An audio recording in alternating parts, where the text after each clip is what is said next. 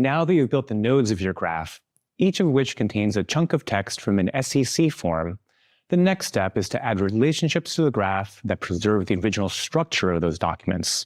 Let's get started. Here in the notebook, the first step, as usual, is to import some packages for Python, and then setting up some global variables that we will use in the notebook. And for all the queries that we want to send to Neo4j, we'll again use the LangChain integration called Neo4j Graph. You already have chunk nodes. You'll want to create a new node to represent the 10K form itself. This 10K form node will have a form label and the following properties. It'll have a form ID, which is a unique identifier for the form. It'll have a source property, which will be a link back to the original 10K document from the SEC.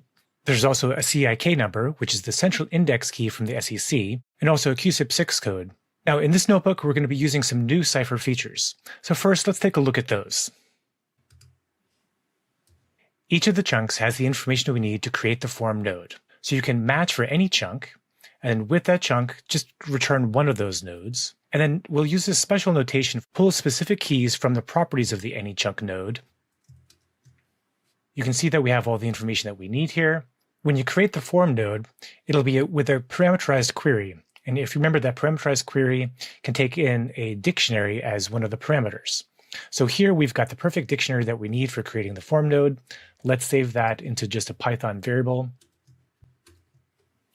Perfect. We'll now use that dictionary to create a form node.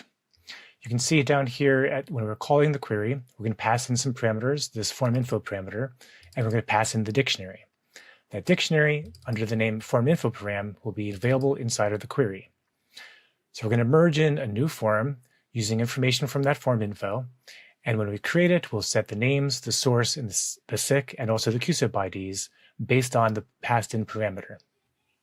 As always, we'll do some sanity checking to make sure that we did the right thing. We'll go ahead and do a match for all forms and return a count of those forms. We're expecting there to be only one.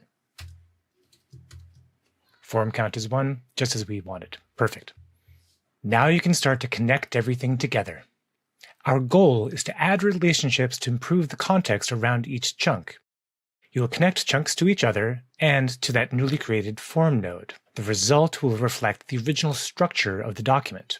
You can start by creating a linked list of nodes for each section. First, let's just find all the chunks that belong together. So we'll match all the chunks where they come from the same form ID, and we're going to pass in the form ID as a parameter. Here, you only have one form, but I'm showing you a query that will work even if you had chunks from multiple forms. The form ID is passed in as a query parameter. It is then used in the where clause to check that the chunks have the same form ID. Looking at the result, you can see that each of these come from the same form ID. They have different chunk IDs and different sequences, so that looks pretty good. In particular, notice that we're returning the chunk sequence ID, and that seems to be incrementing 0, 1, 2, 3, and 4. That looks good. We're going to be using that to make sure that we have all the chunks in the right order. Let's change this query to make sure that we actually have them all in order. So this is the same query, but now we've added 2 extra clauses to it. Here in the return clause, we're saying we want to order all of these chunks that we're returning by the chunk sequence ID and have that be ascending, and then limit that to just 10, again, just to check our work. Okay, looking at the results, they're still all from the same form. That's good. And if we look at the sequence ID to make sure it's in order, we see 0 and then another 0. Okay, so that's not good. Why is that? Looking more closely, we can see that we've got chunks from different sections of the form. Here, this is from section 7a, and this is from section 7. They both have a chunk with a sequence ID 0. That's not what we want. We just want a sequence of chunks from the same section. So now let's refine this a little bit more. So we've added one new part to the query here. We've already had the check for the form ID matching the parameter. We've also added a new query parameter called f10k item parameter, and that's the name of the section that we want the chunks to be from. So that gets passed in and then gets added to the where clause using the AND function. Okay, checking the results again. Everything from the same form, that's good. They're also from the same form item, item 1, item 1, item 1, and we've got the sequence we want, 0, 1, 2, 3, incrementing. Perfect. Okay, now that we know that we can get chunks from the same section, from the same form, the next step we want to do is actually collect those into a list. So there's a new line here, and this here at the end, this // that's just a way of having a comment at the end of a line. So in this new line here, we've got a return which is going to collect all of those chunks into a list. So the result of this will be the same as what we had before, but rather than individual rows, one per chunk, all the chunks will be in a list, so we should have just one row. Cool. So you can see that we have one row where the row has a list of chunks inside of it, and those chunks are just what we want from the same form and in order by their sequence ID. Now that you have a list of chunks, we can take the next step and actually create relationships in the graph. So this is the same query we had before that effectively just gets a list of chunks in order. And we're going to save that into a new variable called section chunk list. And instead of just returning that list, we're going to call a procedure called apoc.nodes.link.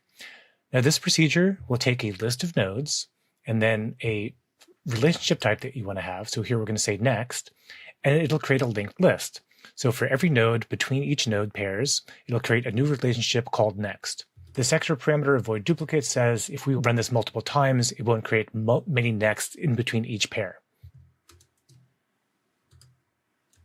We can check the graph schema to see that there's a new relationship type. We see that we have nodes with properties, and the relationships are the following. We have chunks that are connected by a next relationship to other chunks. Perfect. Now that you can create a linked list for a single section, we can do all of the sections by just having a Python loop that goes through the different section names and calling the query, passing into those different section names. Because we have avoid duplicates true, even if we try to do item 1 again, we're not going to create a new linked list because that'll avoid the duplicates. Next, you can connect the chunks to the form they're part of. Match a chunk and a form where they have the same form ID, then merge a new part of relationship between them. You can see we've created 23 new relationships. As a reminder, we're working with a small collection of chunks here to keep the notebook running smoothly. In the full sample 10K form, there are several hundred chunks. You can add one more relationship to the graph, connecting the form to the first chunk of each section. This is similar to the previous query, but also checks that the chunk is sequence ID 0. The section relationship that connects the form to the first chunk will also get an F10K item property.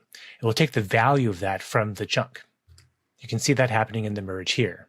This is a kindness for humans looking at the knowledge graph, enabling them to easily navigate from a form to the beginning of a particular section. We've got 4 sections, so of course we created 4 section relationships. We can now try some example Cypher queries to explore the graph. For example, you can get the first chunk of a section using a pattern match from a form to the chunk connected by a section relationship. You'll use the where clause to make sure that the form has got the form ID we want and that the relationship is for the section we want. We're going to pass those in as query parameters. So there's the chunk ID from the chunk that is the first one in the section, and then the text that looks by this point pretty familiar. With information about the first chunk, you could then get the next chunk in the section by following the next relationship. And you can see that this section continues to talk about our favorite company, NetApp. To sanity check the work that we've been doing, we'll take a look, make sure that we actually do have 2 chunks that are in sequence. So you can see here that all the form stuff is the same, and then this is chunk 000, and this one is chunk 0001. Perfect. To find a window of chunks, you can use a pattern match using the next relationships between 3 nodes. You only need to specify the chunk ID of one of the chunks. Because of the relationships, you know you will get all 3 chunks back. Here, we'll provide the chunk ID of the middle node, which is the center of the window. You can see that we've got chunks C1, C2, and C3, and that they've got chunk IDs 000, 01, and 02. This is great. You're starting to see the advantage of having a graph. Once you have a place to start in the graph, you can easily get to connected information. With a RAG application, you might discover a node using semantic search. Now you can add extra context to that node by using a pattern match in the graph. With a graph, information is stored in nodes and relationships. There's also information in the structure of the graph. You just matched a pattern with 3 nodes and 2 relationships. The thing you found is called a path. Paths are powerful features of a graph, famous in algorithms like finding the shortest path between 2 nodes. You can capture the entire matching path as a variable by assigning it at the beginning of the pattern like this. Here we're going to call this path window. Paths are measured by the number of relationships in the path. For a 3-node path, we'd expect that the length is going to be 2. Let's take a look. Perfect. You'll be using paths in the next couple of queries. It's going to be a lot of fun. Notice that the chunk window pattern is around the second chunk in the list, taken from the next chunk info. What happens to the pattern match if we look for a window around the first chunk instead? Let's see. Change next chunk info into first chunk info, and then let's run. So the pattern didn't match anything. That's because the first chunk info doesn't have a previous chunk as required by the pattern. We can change the pattern to look for what's called a variable length path. With a variable length path, you can specify a range of relationships to match. You can see the notation here when we specify the relationship type. It's colon relationship type, then an asterisk, and then the range. The first number is the minimum number of relationships. The second number is the maximum number of relationships to match. By using a variable length both in the beginning and at the end of this pattern, we can match the boundary conditions of a linked list, whether you're looking at the very first item in the linked list or the very end of the linked list. Notice when we ran the query that 2 patterns actually were matched. The first has a length of 0, and the second has a length of 1, meaning that it has 2 nodes and 1 relationship. If we're going to look for a window of chunks around a node, we want the longest possible path. Let's see how to do that. This is like the query that we just did, but now we're going to take what we're calling the window, which is the path that matched there, and we're going to look for the longest chunk window by ordering all of those paths according to how long they are, descending, and limit that to just 1. That should be the longest path that matches the pattern. As we would have hoped, the longest path is 1, so that looks correct. This is a pretty good time to actually pause the video and try out variations on this query. For example, you might want to try looking for 2 chunks to either side. Try different variations and see what you get. You can now create a question and answer chain. If you look at this cipher query here, this is an extension of the vector search cipher. What you see at the beginning is that there are 2 variables that get passed in, node and score. Those come from the vector similarity search itself. We're taking that and then just taking a literal string and saying that's going to be called extra text. We're going to return that extra text prepended to whatever the text was of the node or the chunk, and we're going to call that text, return the score, and then also some metadata about the result. Now, this is the basic pattern of a cipher query that extends the built-in vector search query of the Neo4j vector class. So it's mandatory that you output a variable called text, something called score, and something called metadata, but that can be whatever you want to, so you can run any kind of cipher at the beginning. This is the smallest bit of cipher that we can run that will illustrate what happens. Let's go ahead and build a LangChain workflow that uses this query.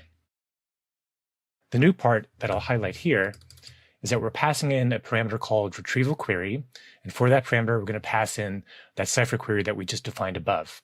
That's what's going to do the extension of the vector search with whatever extra bit of querying we want to do. So we'll call the chain, and we know we have to pass it a question. So let's see what it knows about Andreas.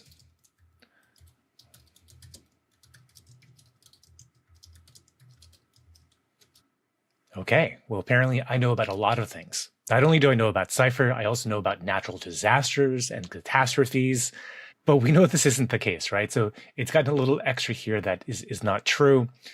We might be able to do a little bit of change to the question, maybe what single topic does Andreas know about? Okay, now it only thinks I know about Cypher. So you could tinker with this entire cell here. change the retrieval query itself, the information that you're passing in, change the questions that you ask. I think this is a great thing to kind of explore, to really get a feeling for like how you can expand the context just by adding extra text to whatever you find inside of a chunk.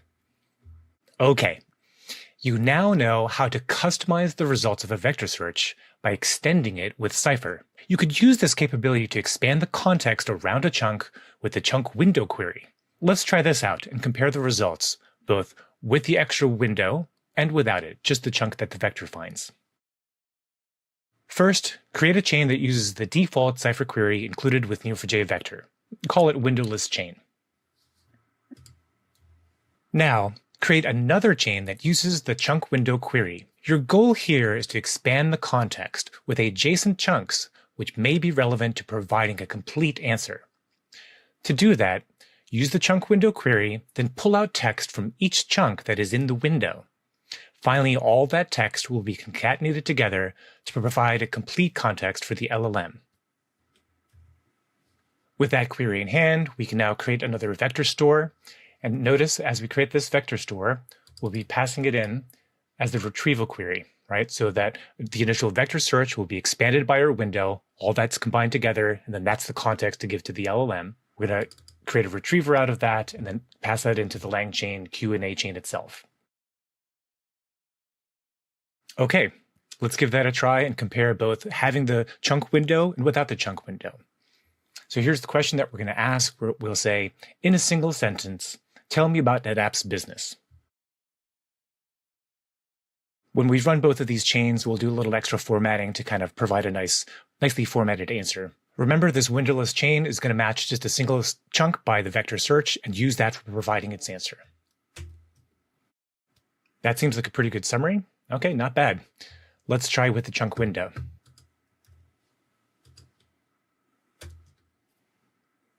Okay, you can see that these two answers are pretty similar.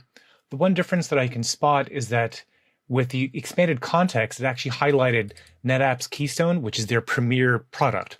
So if you're going to write a kind of highlight summary of NetApp, you'd want to, not only say what the company does, but mentioning some of their products as well as a nice touch.